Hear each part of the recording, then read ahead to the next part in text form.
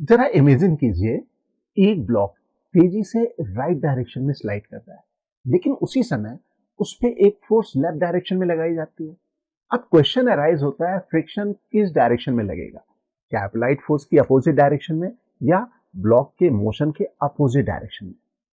यहीं पे बहुत से स्टूडेंट एक ऐसी गलती कर बैठते हैं जो आगे चल के पूरी मैकेनिक्स को कंफ्यूज कर देती है, क्योंकि फ्रिक्शन ना हमेशा मोशन का अपोज करता है और ना हमेशा अप्लाइड फोर्स का।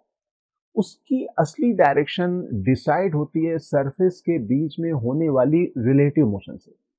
अगर आपने इसे समझ लिया तो फ्रिक्शन की डायरेक्शन से रिलेटेड कई कंफ्यूजिंग क्वेश्चंस कुछ ही सेकंड में सॉल्व होने लगेंगे। तो वीडियो को लास्ट तक जरूर देखिए, क्योंकि आगे हम फ्रिक्शन की डायरेक्शन पहचानने का सही तरीका समझने वाले हैं। यहाँ पे मैं क्वेश्चन ले रहा हूं मैकेनिक्स 1 की बुक से, इलस्ट्रेशन 7.1। अब यहाँ इलस्ट्रेशन में आप देख सकते हो एक ब्लॉक एक रफ सरफेस पे रखा हुआ है।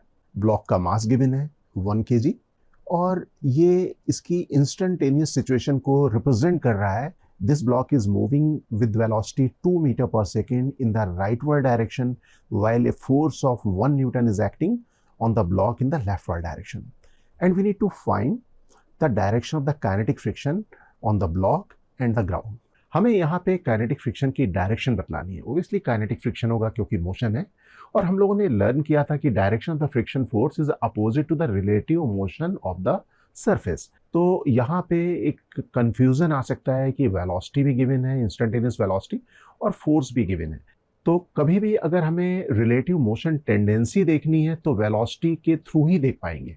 वेलोसिटी मीन्स मोशन को देखना।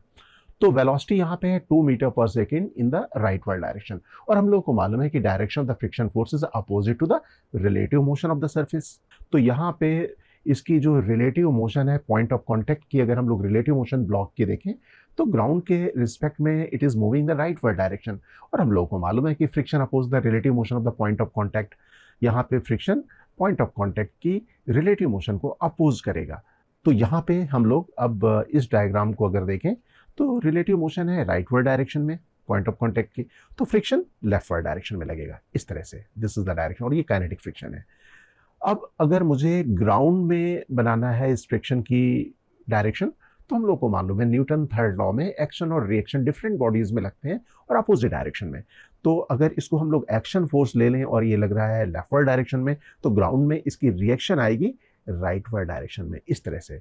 तो फ्रिक्शन इस ब्लॉक पे लगेगा लेफ्टवर्ड डायरेक्शन में और ग्राउंड पे लगेगा राइटवर्ड डायरेक्शन में।